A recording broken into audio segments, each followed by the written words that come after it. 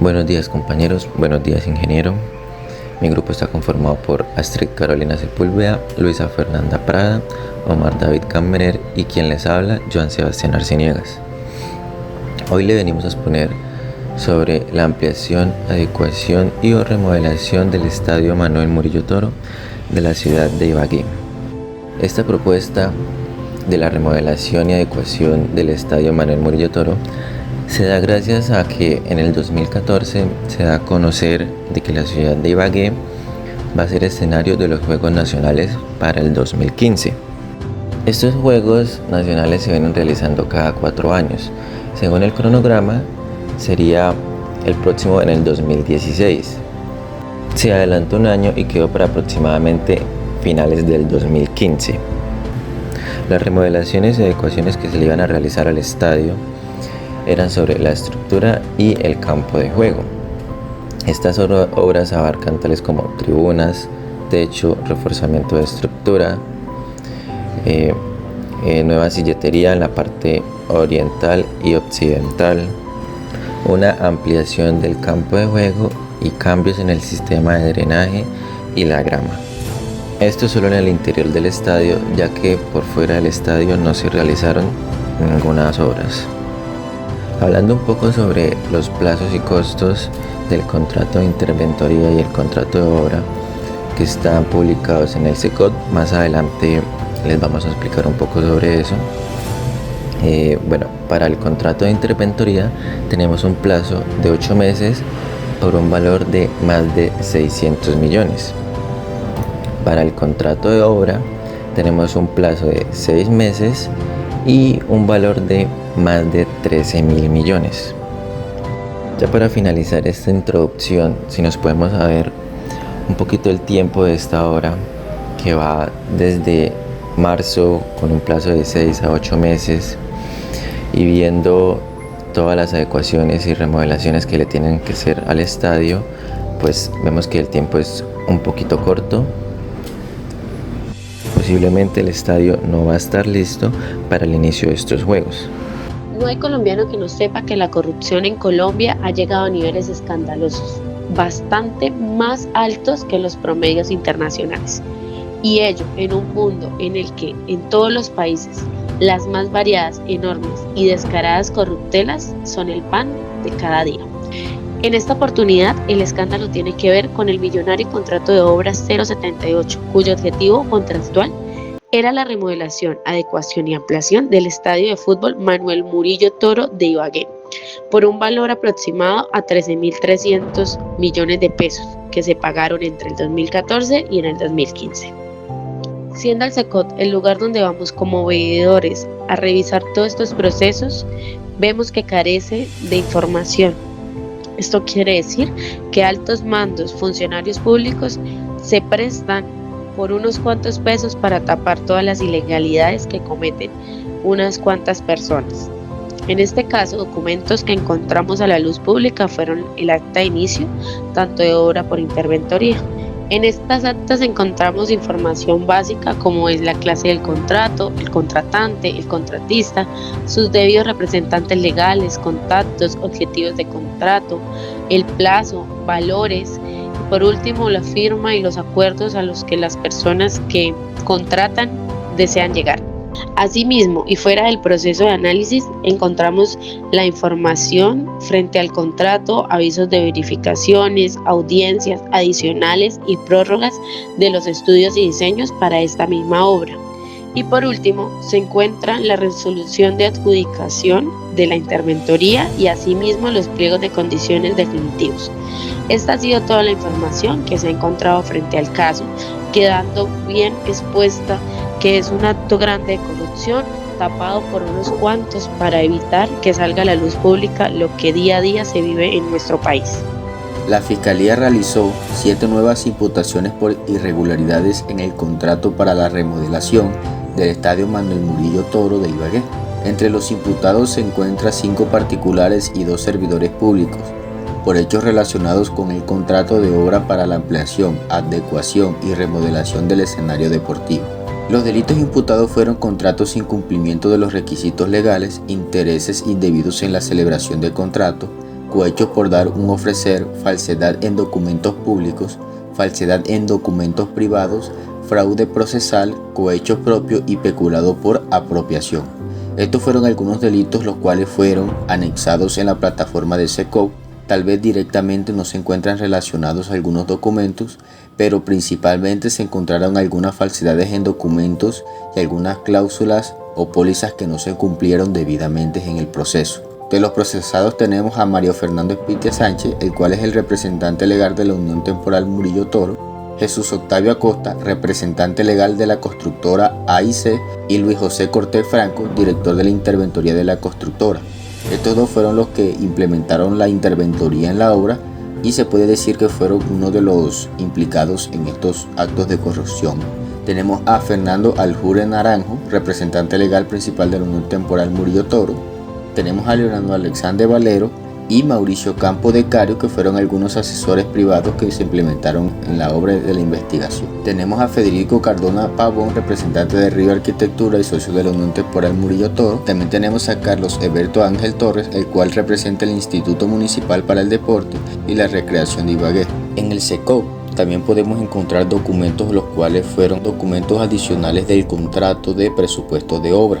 También se encontró un documento llamado Matriz de Riesgo, en la cual se podían observar algunos procedimientos que no se dieron de manera adecuada y se caracterizaron directamente como riesgo alto, bajo, medio, dependiendo de qué tipo de proceso se llevó a cabo. Encontramos algunos avisos de tiempo por parte de la licitación y según los artículos de la norma Ley 80 de 1993. En el contrato se especificaron algunas obligaciones generales, las cuales no todas fueron implementadas en el transcurso del proyecto. También se tenía que tener en cuenta ejecutar las labores en el sector indicado del INDRI por el intermedio de la interventoría y supervisión del contrato. Mantener dentro de la obra todas las normas de seguridad que garanticen la prevención de cualquier imprevisto. Dirigir personalmente y bajo su entera responsabilidad de la ejecución de la obra contratada. Utilizar personal mínimo requerido en los términos de referencia para la obra, por lo cual el contratista deberá de representar la suscripción del acta de inicio. Los profesionales deben contar con matrícula o tarjeta profesional vigente y no se podrá presentar dentro del personal requerido a quienes se encuentren comprometidos hasta el 100% del tiempo de dedicación en contratos de ejecución con el INDRI. El personal presentado en la propuesta no podrá ser cambiado salvo por la autorización expresa y escrita del gerente del INDRI. Asistir a todos los comités técnicos garantizados por la interventoría y supervisión durante la ejecución del contrato. Estas generalidades no fueron del todo llevadas a cabo, puesto que los representantes legales realizaban cortes de presupuestos en los contratos para así obtener adelantos imprevistos por el contratista e interventor. Estos procesos llevaron al acto de corrupción de la obra. El personal de trabajo que se vio implicado y la mano de obra tuvo una gran implicación, la cual produjo algunos adelantos de presupuestos, los cuales no fueron necesarios al cabo del proceso de construcción de la obra. Entre las irregularidades en la etapa de ejecución de las obras está el reforzamiento estructural de las graderías de la tribuna occidental, en donde los estudios y diseños, aunque contaron con un capítulo en el estudio técnico que llamaron diseño estructural, vulnerabilidad y reforzamiento estructural, no fueron tenidos en cuenta en el objeto contractual para la ejecución del mismo, a pesar que la aplicación de la norma sismorresistente es de carácter obligatorio. En este capítulo, la propuesta del contratista Rigoberto Rugeles consiste en modificar el sistema estructural reforzando los elementos que aporten una mayor resistencia y absorban un mayor porcentaje de las fuerzas sísmicas actuantes.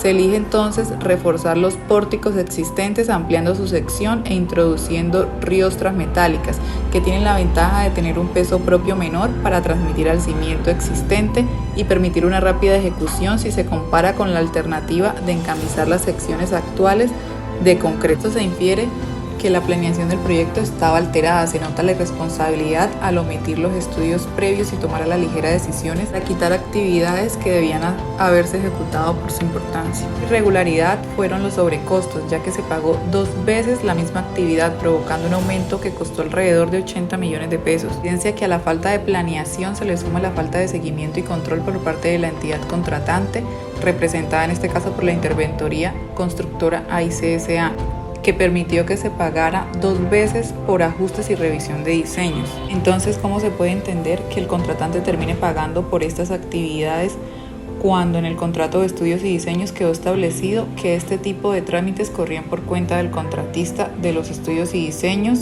Rigoberto Rugeles. Sin embargo, al contratista de obra se le contrató nuevamente en estos dos ítems. Como otra irregularidad está el cambio de actividades y pago de muchas no previstas.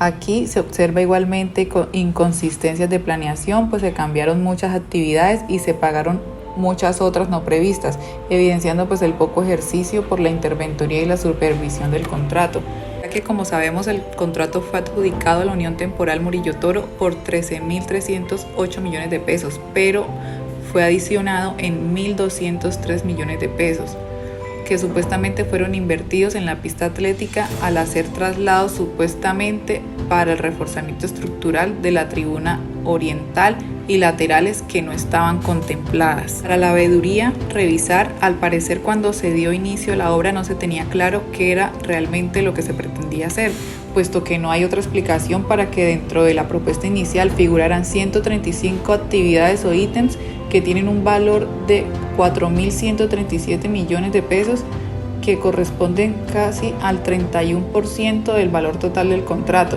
que no fueron ejecutados, pero que sí fueron contratadas, más de encontrar 79 ítems no previstos.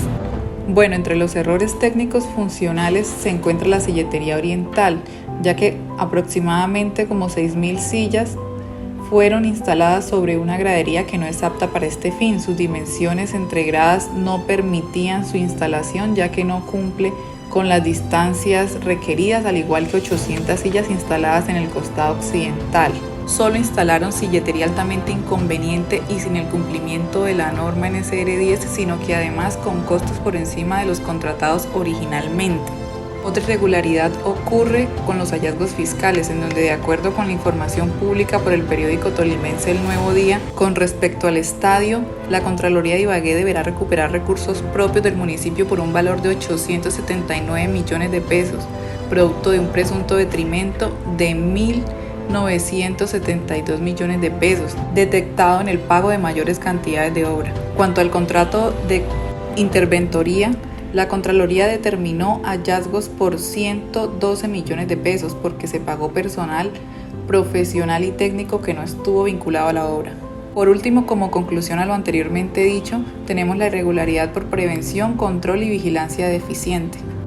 Bueno, todo esto evidencia que a pesar de que fue el único escenario que se terminó a tiempo para los Juegos Nacionales, no se ejecutó siguiendo los parámetros técnicos, éticos y profesionales que se requerían para la entrega de una obra con calidad, ya que el hecho de que se pagaran actividades no ejecutadas evidencia que no se contó con un eficiente control por parte de la interventoría y la supervisión del contrato.